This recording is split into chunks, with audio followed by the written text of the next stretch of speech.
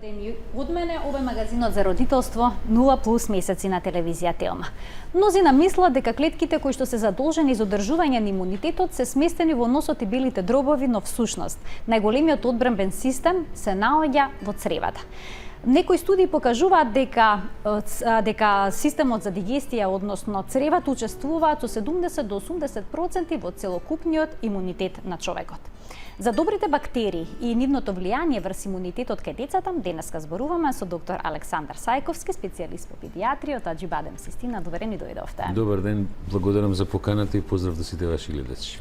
Се почесто можеме да ја слушнеме информацијата, односно најдуваме на информацијата дека цревните бактерии всушност одредуваат дали детето ќе биде атопичар, астматичар, дали ќе биде болно или здраво. Некои пак студии покажуваат дека влијаат директно и врз однесувањето и расположението на децата. Какви се тие добри бактерии и што се тоа всушност пробиотици? Ова е тема која што ја прво да ви честитам за најавата. Точно е тоа, значи 75%, меѓу 70 и 75% од целиот имунолошки систем на човекот се наоѓа во цревото, тоа е така наречен галт систем. Нормално и во другите делови на телото го има, и еден комплексен систем кој што во основа се развива кај децата во првите 5 години, постепено зрее, достига некаде вредности од 40 до 50% од оној што го имаат возрастните луѓе. Меѓутоа, кога зборуваме за, знаете, добри и лоши бактерии, ние треба да знаеме одма една работа, дека, што би сакал да потенцирам сега, тоа е дека човекот и детето и возрастните луѓе генерално имаме повеќе микроорганизми на нас и во нас отколку што имаме клетки со кои што живееме. Што е фасцинантен податок. Тоа е негде дури 100 пати повеќе има микроорганизми. И таа симбиоза треба да биде многу добра, затоа што тоа е еден од првите предуслови за поквалитетно живење и подолго живење. Тоа е вака кога зборуваме за од подолготраен аспект. И сега, еден добар дел од микроорганизмите се оние што ги велиме, најчесто ги кажуваме како форми лактобацилуси, бифидобактериуми, бацилуси, например, кои што се позитивни бактерии, кои што ја одржуваат хомеостазата и рамнотежата на целата флора во цревото. И точно е тоа дека во основа, ако има добар баланс со позитивните бактерии во цревото, може да помогнат во зголемување и подобрување на имунитетот кај децата, нормално и кај возрастните луѓе, затоа што, например, пробиотиците имаат една особина, не сите, нели, нормално, меѓутоа оние кои што имаат најмногу имуногено дејство, да го зголемат нивото на така наречени антиинфламаторни цитокини, така ги викаме тие кои што се зголемуваат во еден дел од имунолошкиот систем и го балансираат имунолошкиот систем, особено ТH1, ТH2 системот, со што не се излекува, да речеме, една алергија, не може да се излечи самата по себе, меѓутоа многу добро се става во равнотежа, организмот не се, значи кога се алергии во прашање, на пример, сега да кажам. Така да они не се само колонизатори на цревото и присутни во цревото, туку помагаат и во многу други, и не само во имунолошкиот систем, и во целиот метаболизам. Цревната флора вела дека е константна и стабилна и дека најважни се првите 6 месеци од животот на бебето при нејзиното формирање. Зошто се потенцира овој период и дали во тој период родителите треба да инсистираат на стерилна средина за нивното бебе, или потребуваат антибактериски марамчиња, па потоа специјални средства за измивање на рацете? Не, мислам, тоа е она теорија на хигиена, нели? Не треба да се претерува со хигиената. Знаете, се додека детето се запознава со се поголем број на микроорганизми од околината, тоа фактички го јача едниот дел од имунолошкиот систем, го зајакнува ТH1 системот, и вие имате, например, во земји каде што има почесто инфекции, има помалку алергии. Во земји каде што имаме ултрачистота, каде што немаме инфекции, имаме повеќе алергиски реакции. Тоа е типично во западноевропските земји, сега, например, во овој период. Или чак и во средини во Македонија. Меѓутоа, првите 6 месеци зошто се клучни? Затоа што во цел свет, вклучително и во Македонија, драматично се зголемува бројот на деца кои што се родени со царски рез. Значи, некои податоци од нашето министерство кажуваат дека кај нас веќе 36 до 37% од сите новородени деца се родени со царски рез. За природата царскиот рез е непознато нешто, нели? и детето се раѓа во околина, во свет и во околина во која што владеат други бактерии. Нели, тоа се деца кои што се раѓаат во операциони сали, во болници, и тоа е некаде состојба во која што они се колонизираат со оние микроорганизми кои што живеат во таа околина, а тоа се најчесто стафилококи. И сите новородени деца кои што се родени со царски рез, огромен број на студии клинички покажуваат дека во првите 6 месеци доминираат стафилококите во нивниот цревен систем, за разлика од позитивните бактерии, лактобацилусите и бифидобактериумите кои што се многу малку. Додека деца кои што се родени природно, они поминувајќи низ родилните канали ги закачаат, ги собираат фактички лактобацилусите низ родилните канали што ги има мајката и они се колонизираат со тие добрите бактерии. И тој геп, што би рекле, во првите 6 месеци може да биде многу лош, да не речем брутален и опасен за целиот имунолошки развој кај детето во првите години од животот. А каква улога игра мајчиното млеко? Мајчиното млеко е неприкосновено. Мислам, тука нема дилема. Тоа дури мислам дека, иако процентот на мајки што дојат е сепак зголемен, мајчиното млеко игра огромна улога, затоа што мајчиното млеко е единствено природно млеко со кое што треба да се храни бебето. Тоа не може да се храни со кравјо млеко или да се храни со козјо млеко, само интегрално зборам како такво. Мајчиното млеко е тука интересно бидејќи во себе содржи посебни молекули кои што се викаат пребиотици, кои што го стимулираат развојот на пробиотските бактерии во цревото. Но во мајчиното млеко исто така е откриено дека некаде 1980 година е откриено дека мајчиното млеко содржи еден пробиотик, се вика Lactobacillus reuteri protectis, во самото мајчино млеко го има. Иначе тоа е прв пат изолирано кај една мајка во Перу, например, чисто овака како податок интересен, и во основа целиот концепт на мајчиното млеко е да ги стимулира развојот на пробиотските бактерии во цревото.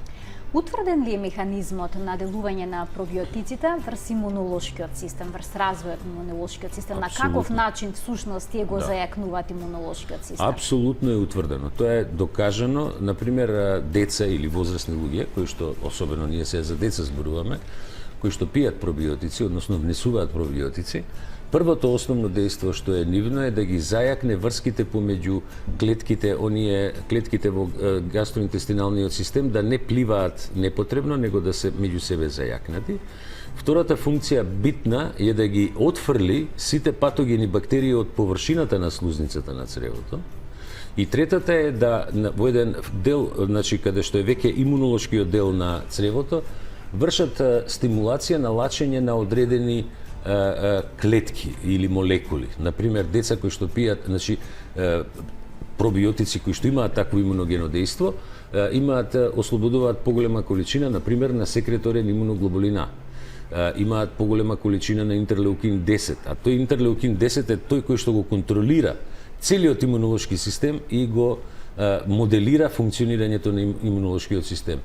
Се зголемува вкупниот број на лимфоцити, има многу механизми кои што се докажани како делува преку имунолошкиот систем. И доказ уштеден е со голем број на студии е докажано дека континуирано пиење на пробиотици, особено е битно за деца во предшколска возраст, значи деца кои што одат во градинка, во десетина големи студии, зборам големи студии, е докажано дека за 60 до 66% може да се намалат инфекциите при посета на предучилишните настави кои што ги дадат децата во градинките. Често пати можеме да слушнеме за намалување на имунитетот, за нарушување на цревната флора, што се доведува до слабење на добрите бактерии во цревата.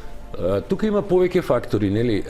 Еден од клучните фактори е едно што може да доведе до промена на цревната флора е само промена на средината. Например, вие знаете, она така наречена патувачка диареја. Значи вие можете само да ја промените средината. Да, и имате ситуација во која што малку се менја цревната флора. Меѓутоа на сето тоа игра многу важна улога и начинот на исхрана и што све се користи во исхраната кај децата. И нормално внесување на патогени микроорганизми, односно патогени бактерии. Ако се внесат патогени бактерии, они можат, нели, со нивното брутално множење да доведат до уништување на дел од така наречените добри бактерии, што ги зборим. Што е со антибиотиците? Децата кои што одат во градинка, кои што одат на училиште, многу често се разболуваат и неретко се на антибиотска терапија. Дали е неизбежно да се пие во такви моменти пробиотик или пак еве сега има еден тренд пробиотска храна, ферментирана природна храна да се внесува поинтензивно во дадениот период? Да, значи апсолутен став на педиатриските сите здруженија во цел свет се дека во момент кога се пие антибиотик, треба да се пие и пробиотик, затоа што нормално антибиотиците влијаат штетно на цревната флора, нормално е тоа, нели? Впрочем, терминот антибиотик доаѓа од старите зборови антибиос, значи против живот. А пробиотикот доаѓа од старите зборови пробиос, односно за живот. Значи, додека е детето под антибиотска терапија, тоа апсолутно мора да пие пробиотици.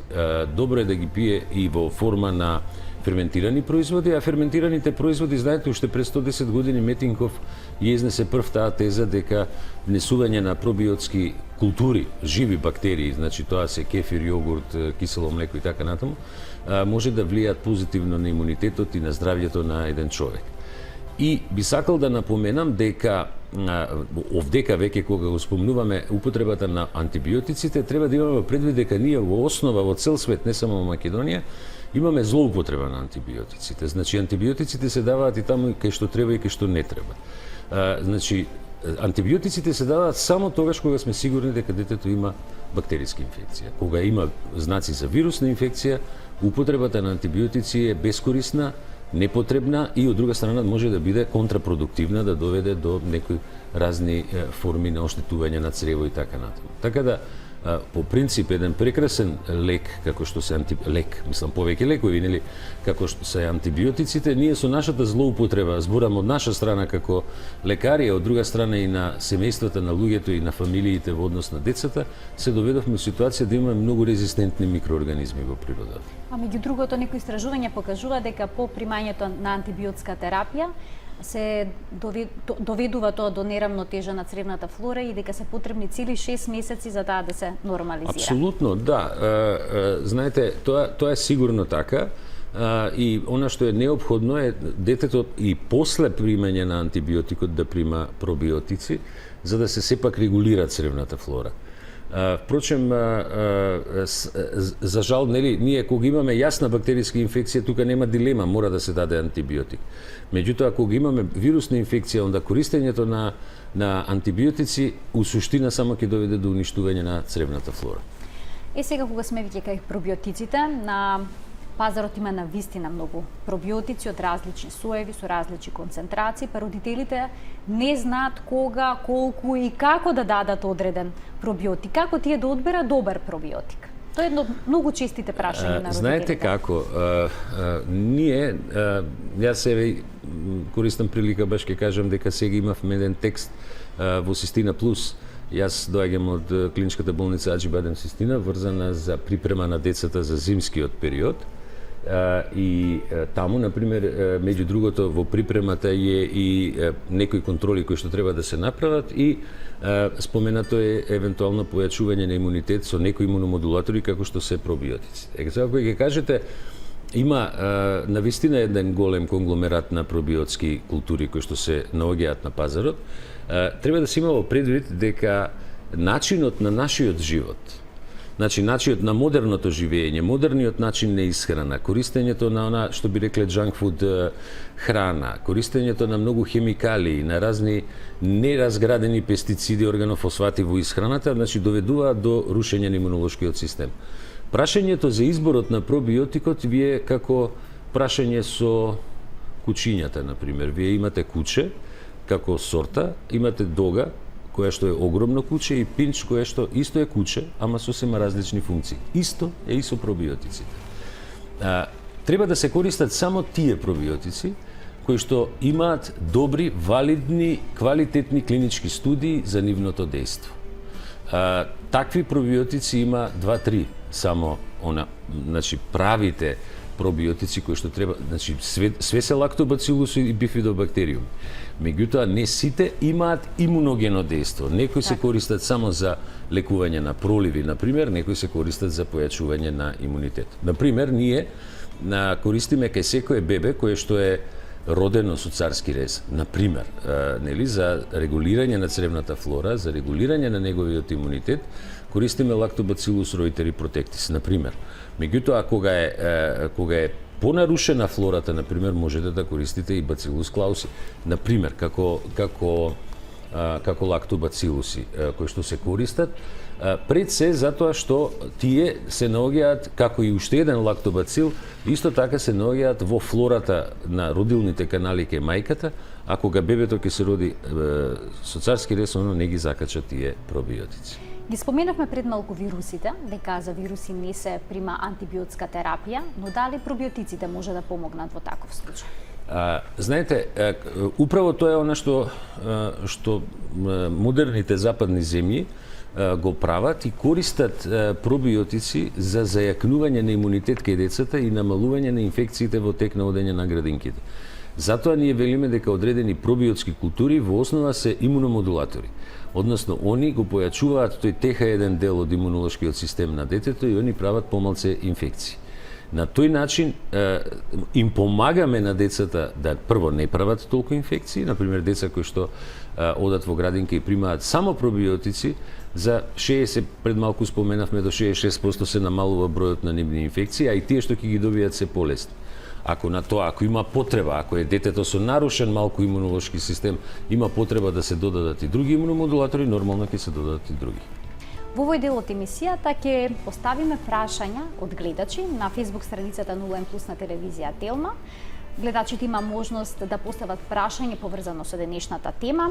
Еве сега ќе го слушаме прашањето на Билјана Јошеска. Дали давањето пробиотик би помогнало за 3-месечно бебе родено со царски рез да има редовни столици? Бебето излегува еднаш на 4-5 дена и е на ексклузивно доање, дали ќе помогне да се дава чајче или пак мајката треба некаков режим на исхрана да воведе за преку млекото да му се помогне на бебето да има редовни столици? Да, што ме детето родено со царски рез, без оглед што е на мајчино млеко, треба да прима пробиотски. Јас дури имам еден текст напишано за еден портал panacea.mk во однос на царскиот рез и зошто децата треба да примаат најмалку 6 месеци, а најдобро една година, најмалку една година да примаат пробиотски култури, кога се родени со царски рез.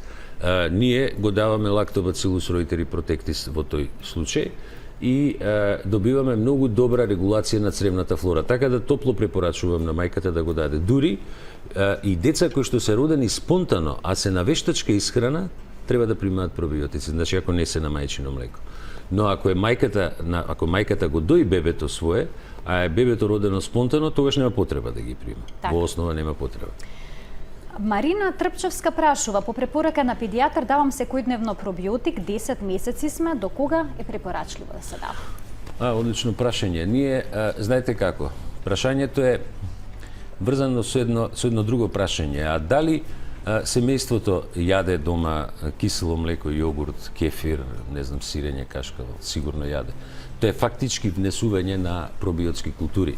Тоа е у суштина индиректен одговор. Директен одговор е добро да ги дава во тек на првата година, но ако тргне да прави пауза со користење на пробиотиците, треба да имаат у предвид гледачите дека после прекинување на дел од тие позитивни култури, бактериски култури, после 15 до 20 дена од прекинување, нивниот број драматично се намалува во цревото, почнуваат да предоминираат така наречените штетни, да ги кажам така, бактерии. Некој ќе рече, да, ама во минатото луѓето не пиеле пробиотици, ќе ве демантирам одма било кој што ќе помисли на тоа, затоа што луѓето порано внесувале многу пробиотици во форма на ферментирана храна, ферментирани производи, како што се кисело млеко и јогурт. Па и кисела зелка, расолници, предходно, кога уште не се произведувале тие, ако се вратиме, например, 10.000 години уназад, луѓето се користеле пробиотици кои што се од природно потекло, односно кои што растат во зеленчукот, кои што го има во зеленчукот, тој не бил термички обработуван посебно зеленчук. зеленчук. Храната е термички обработена и пастеризирана, така што по природен пат на вистина малку пробиотици се примаат во знаете како, пробиотиците во основа живеат секаде. Јас мислам, ја често ја користам една една информација, не знам, можда и сум ја кажал кај вас на телевизија. Значи, светскиот рекордер по тоа колку што живеел на планетава Земја се вика Ширачи Ферзали, човек кој што живеел ни малку ни повеќе 168 години, а кој цел живот јадел кефир, односно пиел кефир. Сакам да кажам, сигурно дека и генетиката негова била таква да може долго да живее, али еден од факторите е и начинот на исхрана. Весна Бурнеска има дилема дали со давањето редовно на пробиотик би се подобрил имунитетот кај 2-годишно дете кое уште не знаеме на што е алергично. Дали воопшто пробиотикот би помогнал во надминување на алергија кај децата е незиното прашање. Јас би додала и дали помага кај децата кои што се атопичари, кои што имаат атописки дерматит, да се смири реакцијата или да не биде толку жестока распространитоста да биде на кожата помала. Кај децата во првите 5, односно 6 години, сите наши колеги кои што се бават со алергологијата ги ви кажат дека доминантните алергиски реакции доаѓаат на храна. Дури после 6-та година алергиските реакции доаѓаат на инхалативните алергени. Апсолутно ќе помогне затоа што пробиотиците првата основна активност нивна е да ги затегнат врските помеѓу клетките во цревниот систем, да не дозволат да се они расширени и во меѓупросторите да навлегуваат разни компоненти од храната, микроорганизми кои што може да доведат, особено овие компоненти од храна кои што може да доведат до алергиска реакција. Дури што е многу интересно, дел од пробиотиците имаат особина да ги прифатат лактозата од мајчиното млеко или од вештачкото, ако е детето на вештачко млеко, да ја метаболира лактозата и да ослободи од нејзе да произведе кратколанчени масни киселини. Значи, му помага на детето и во метаболирање на храната. При тоа, значи, шансата за појачување на алергијата на поедини храни се намалува од една страна физички, затоа што нема контакт на алергените со внатрешниот дел од цревото, од една страна, од друга страна со покачување на секреторниот имуноглобулина, антиинфламаторните цитокини, се подобрува односот меѓу ТХ1 и ТХ2 системот и децата стануваат помалце манифестација алергиски има. Ние не ги користиме пробиотиците да ја излечат алергијата. Нели, кога е детето алергично на одредена компонента на храна, например, оно е алергично, меѓутоа ги намалуваме симптомите кои што они ги имаат. И за денеска последното прашање во 0N+, повторно ќе биде од гледаш. Гордана Ѓоргиева ја интересира дали постојано треба да се дава пробиотик или треба да се прави пауза. Тоа делумно го одговоривме. Ако треба, после колку испиени шишанца да е паузата и после колку време повторно треба да се продолжи со давање на пробиотикот? Многу е битно кога збориме за должината, значи кај децата кога ќе се родат со царски рез во тек на првата година, идеално цела прва година да го примаат, нема потреба од правење на пауза. Меѓутоа, ако ќе помине година дена, многу зависи од начинот на исхрана на детето. Ако детето користи пробиотски култури во исхрана, во тој случај може да се прават паузи од 1 месец, 2 месеца, па да се продолжи наредни 4-5 месеца. Значи, многу е битно начинот на кој што се храни детето. Оти нормално дека внесување и на природните пробиотски култури помага исто, нормално, одлично помага во регулација на имунитетот и затоа е нашиот совет, посетувајте ги вашите педиатри. Значи, ние на сите родители кои што се родители на деца кои што се родени во Систина им велиме во првата година посетувајте го вашиот педијатар барем еднаш месечно, во втората година минимум 4 пати годишно. Најважно е да се направи цел еден план за начинот на исхрана и развојот на детето. Затоа и евентуалното правење на паузи многу зависи од режимот на кој што е детето на исхрана. Во колку детето почне да се храни во втората година, например со храни кои што имаат висока алергизантност, например зборам, ако не внесува пробиотски култури, зборам кефир, јогурт, кисело млеко и така натаму, апсолутно треба да прима пробиотици. Така. Навистина корисни и нови информации за гледачите кои што верувам дека ќе им помогнат кога станува збор за имунитетот на нивното дете, бидејќи сега почна со работа училиштата, новата учебна година, исто така децата почнуваат во градинка, со тоа започнуваат и настинките, растечените носења и намалениот имунитет. Ви благодарам што бевте дел од Благодарам на вас. Денешен гостин во емисијата беше доктор Александар Сајковски, специјалист по педијатрија од Аџи Бадем Систина. Се гледаме секој работен ден во рамки на утринската на Телма. Пријатно.